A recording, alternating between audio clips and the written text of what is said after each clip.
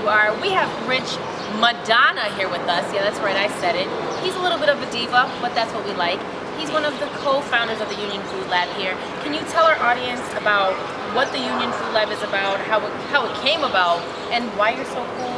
Not just because of your last name, or because you're a co-founder? I don't know. That's probably the best lead-in I've had in the time I've been running the Food Lab. Thank you. The Union Food Lab was founded about a year ago. Bethany Vaughn, one of the co-founders, and myself put a lot of time and effort into getting this commercial kitchen off the ground. Okay. We both love cooking, we both love food, and we realized that here in Manhattan, there are a lot of entrepreneurs who need a space to work. Very true. And so we combine our entrepreneurial spirits with our love of food and the kitchen that was on campus, and we created the Union Food Lab. And when was that? It really launched in September of last year. Oh, whoa, so they're still pretty new and they've got a lot going on here. So Yeah. I like that. It's really come a long way in a short amount of time, Yeah. but it's really interesting the people we're working with, because that's what really excites me. The food entrepreneurs, what they're trying to do, the foods that they're making are not just run-of-the-mill products. These are artisanal, these are family recipes, they're healthy, they're locally grown, they're sustainable. They bring an energy to the food lab that is really interesting. I enjoy working with them, meeting them, trying the products, even the ones that fail, because everyone doesn't succeed. That's very true. I have to say, I'm really loving your energy. It's probably better than the actual Madonna's. I think it is. Well, I like that. I really like that a lot, and you're getting me excited to actually talk to Deborah, who we're going to meet soon. She has Calmer Sutra tea. She's obviously been here for a while, and you guys are, letting her do her thing, getting her tea and all that good stuff together, working her magic. And you're so energetic. I love this. well, and the nice thing about the Food Lab is we want to see people like Deborah, who's been with us for a while, not be here forever. So Got the it. idea is, sorry, Deborah. you come in, you work in this place, and then we want to see you grow and succeed and move on to something larger. That's how we're going to help the entrepreneurs, the New York City economy, and become successful. That's what I like to hear. So on that note, since we're moving on to Deborah, we'll see you guys basically in the kitchen. See you later. Bye. Bye.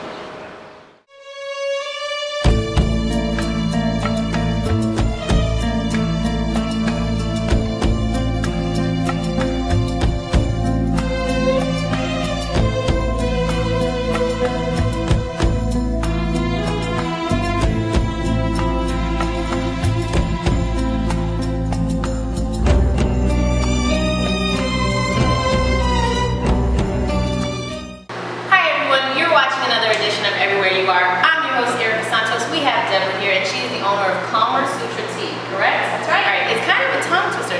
Don't mix it up with the nasty stuff, okay? Because I kind of thought that too. I mean, wait if you want to. But let's talk about how this even came about, and also how you got involved with the Union Food Lab here in Harlem. Because actually, I thought this was pretty interesting. I didn't even know it existed, so you're teaching me something new. You're teaching the audience too. Great. So let's talk about how this came about first. Okay, so Calmer Sutra Tea, it's a company that started by my sister-in-law in Australia about 10 years ago. And I lived in Australia, I met my husband there, and I traveled around Asia. I love tea. I actually just started to appreciate, Which is why I'm sure I'm going to really enjoy this episode. I think you're really going to enjoy this tea. I really realized that there's something about the whole experience that is tea. There's something that's very calming about it. That's the name Calmer Sutra. And I wanted to be able to bring it back here to the States. There's a lot of tea out there, but I feel as though this tea just really sets itself apart. And I know everyone out there, you can't smell what's going on here, but it actually smells really good. It is very calming and relaxing. I'm actually a tea lover. I'm not a coffee person. Sorry to all the people out there who drink coffee. So this is what really interests me. And also, let's talk about the Food Lab. Let's give them a shout out. Thank you, Union Food Lab. Yes. So how did you make it here? How did you get to come here? Because like I said, I didn't even know anything about it. Sure. Like a lot of small food producers, I wanted to try to find an economical way to be able to go by the books, make my product, and to be able to sell it to people that want to drink tea. I did my research. I connected with one of the founders here at the Union Food Lab. Her name is Bethany. She was fantastic.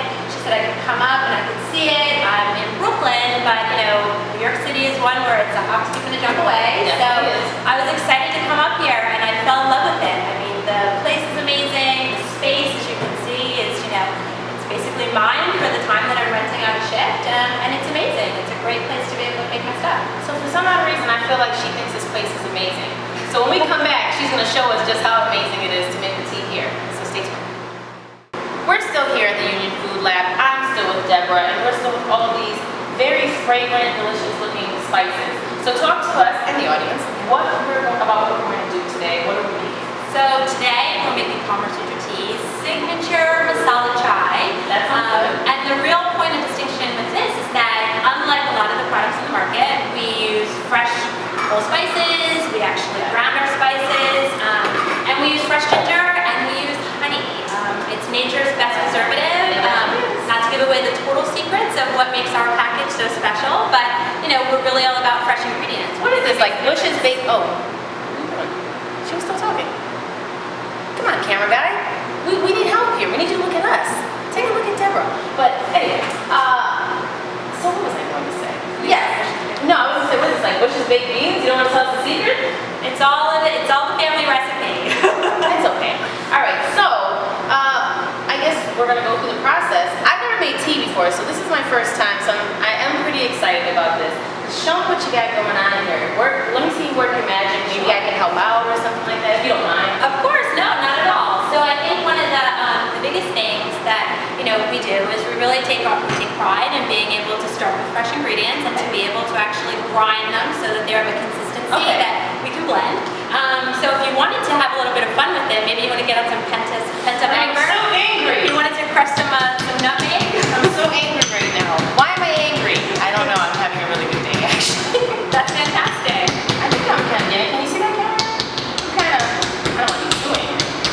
You can get as angry as you want to on those nutmegs. So the good thing here is that when we do this, we're actually, as you can even see, it releases the natural oils, which really just ensures that you're getting the fullest flavor. Unlike a lot of the other products that are out there, if you're using powdered ingredients, you don't really know how long they've sat on the shelf. But the good thing here is that you really know that this is what you're starting with and this is what you're opening up right now in the moment.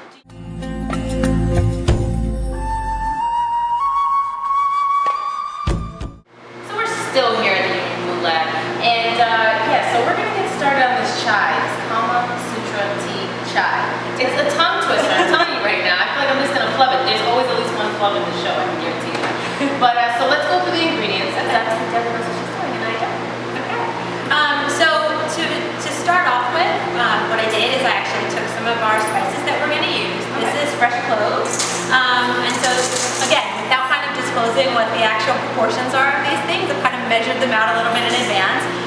She's cheating us. But the real essence of any good spice chai is making sure that it has the key ingredients, which are the spices. Yes. So we use spices like cloves, we use star anise, which I've kind of ground up already.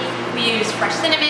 I grind them into sticks I grind the sticks up so that they're a little bit more manageable. Are these things usually in a chai tea? I don't really know, I'm just curious. A chai tea typically is one in which you're going to have some of those really kind of sweet, warm flavors like a cinnamon, like a nutmeg, almost if you're thinking of like a really warm kind of a fall drink. I was just thinking yeah, a spice tea is one that you're going to kind of think of what you would add to a nutmeg or some sort of a holiday festive drink. But it's not a drink that's just for the holidays. It's certainly something that's good in the summer, that's good in the winter. It's a regular year-round comforting drink. Exactly. Use my words exactly. This is fresh pepper. Certainly we want to make sure there's a bit of a kick and a spice to it, so we add the pepper as well. And then what I've done earlier is I kind of took liberty and I created all of the spices so that they're ready to go. And then the key ingredient, is also just adding the black tea. While in a masala chai, it's predominantly spice instead of the tea. There's a smaller proportion. The tea is really what's going to add those lovely tannins. It's what's going to add the caffeine that, for those of us that don't maybe drink coffee or... But I like that you said that. Yeah. Because people always say, oh, but it doesn't have enough caffeine. Trust me, tea does as well. It can also give you like that good feeling that I guess coffee gives me, but I just don't want coffee. Yeah. That's why we're talking about tea, not coffee. So then really what we're going to do is we're just going to take the spice mix that we put together and we're just actually going to add a little bit of the tea to it as well. Okay. And then it's fantastic. We're really just going to kind of mix it all up together. Okay. And then, again, the real point of distinction with what we do here is that we use a ginger and a honey mixture. And the reason that we do that is to preserve it, to add the sweetness, but also to add that little kick that only ginger can do. I like that.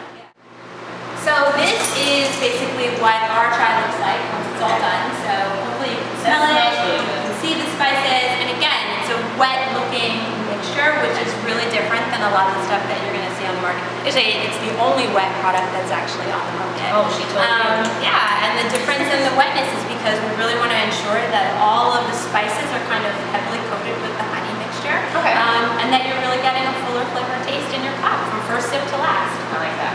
Yeah.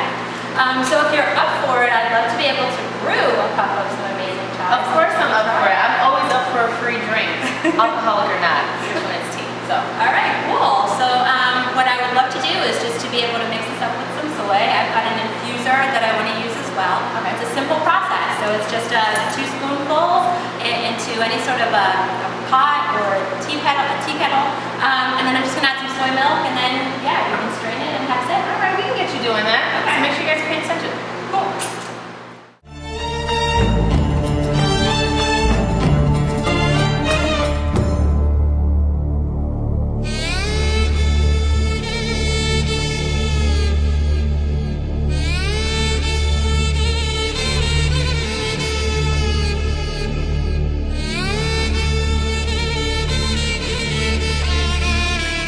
Deborah just made the chai tea for us. It smells really, really, really, really good. I'm not even kidding right now. Like, I know people probably like, oh, she's just joshing us.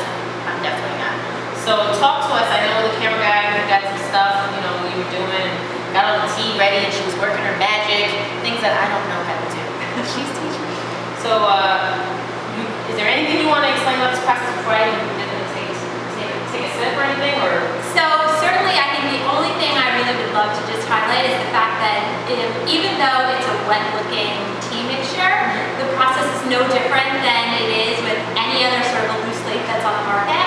You use a strainer, you use some hot water, and because we're doing this as a chai latte, we're just using more milk than we would for a normal cup of tea. I like that. Yeah. All right, so can I finally taste Yeah, it? you definitely can. And there's some honey that we do as well if you want to add a little sweetener, but taste it as it is. All right, let me taste it as it is, but I definitely don't want to dive into the honey. So, how about we say cheers? We'll cheers our chai. Cheers. Cheers our chai. It's really sweet. I like that. Thank you. I like it a lot. I feel like all warm and fuzzy inside. I'm gonna take another sip. I usually don't on camera, but I always know it tastes really good. Cheers to that chai, dude. All right, so let's talk about this honey that you've got going on. Yeah. So I know she's got this spoon. I have a spoon. And then, so let's talk about what you got here. So we have 2 honey blends that we actually put out for people to use in their teas. This one that you have in your hand, Erika, this is our Haranya. It's golden chai honey, and so really it's all of the spices we use in the masala chai that you seem to love so much. No, it tastes really good. Let me make sure that my camera guy is getting this. This is so good. It smells delicious. I wish that I could make this aroma like literally go to the camera Yeah, to the smell it. audience. Yeah, smell it. That's our next invention. I like that. Okay, so should I? Yeah, by all means, if you want, you can have a taste of it just as it is, and then you can add a little bit to your tea. Well, let me see. Hold on. Actually, you know what? I'll just try it alone. I could eat that whole jar by myself. I don't even need the chai, but I mean, I love the chai, but I could just. Yeah. No, I'm just kidding. I won't steal anything at this time. So with this process for the Haranya honey, basically what I do is all of the spices that I grind up for the masala chai, basically I grind that up some more so that it's of a consistency that is really kind of palatable for a small serving of honey like that. I sift it so that there's no kind of hard clumps that are in there. And then I add an extra little helping of some secret spices just to give it that extra special flavor. Here she goes with these secrets again. I all can't secret. handle it. My heart can't take it. But I guess I'm just gonna have to deal with it for this episode. And then we infuse it by hand. So this one is really, it's quite simple, I think, for someone like myself, especially because I'm so familiar with the spices. But hopefully the taste of it doesn't taste like it's something that's really simple. It tastes like it's something that's a bit complex and hard to replicate. So buy it from me. Oh, we like that she's plugging that. We like plugs. Okay, so hold on. I need to take another sip of this because this is really, really, really good. I love that. I love that the cup is almost as big as my face. Of course. All right, so we'll be right back, and just make sure that you are at home thinking about Calmer Sutra tea. And we'll talk about where you're at, where you have it, where you sell it, where you go with it, Yes. all that good stuff when we come back. Great.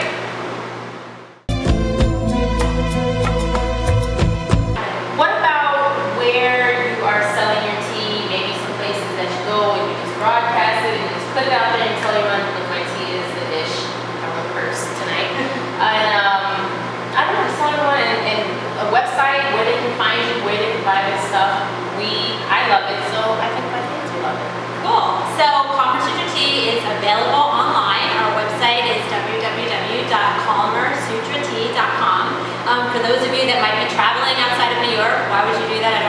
to Australia. We're actually in Australia too, so that site has a .au at the end of it. But excitingly, here in New York, we're actually at the Hester Street Fair through till the end of October. So we're there every Saturday and every Sunday. We're also at the Hester Street Cafe, which is in a new museum. And for those of you in Brooklyn or that are looking to go over to Brooklyn, we're actually in Hungry Ghost, so we're in all three of Never heard of that before. I'm learning something new. Amazing location, amazing place. Even though you don't drink coffee, if you do go, they're pretty good, although they're chai, from what I hear, it's pretty amazing. We're also in a couple of places in Crown Heights, Wedge, on Franklin Avenue. So you're really making your way around. We are trying to really make sure that Commerce Sutra Tea has a presence here in the New York area, as well as in the North America area, just as it does in Australia. I think we're going to get it. I don't see you having a problem with that at all, especially now that I'm probably going to be one of her #1 customers. Exactly. But on that note, I really, really want to thank you for letting us come here, you showing us what you do with your tea, how you make it, talking about the honey, letting me drink it, because I was definitely taking that to the face. In between like shots, I loved it. I literally have almost nothing left. But I wish you nothing but the best of luck. This is delicious. And just tell the audience, there goes my second or third flow, of course. What would this episode be without it? Just tell the audience out there. Bye. Bye. I'm dreaming wide awake.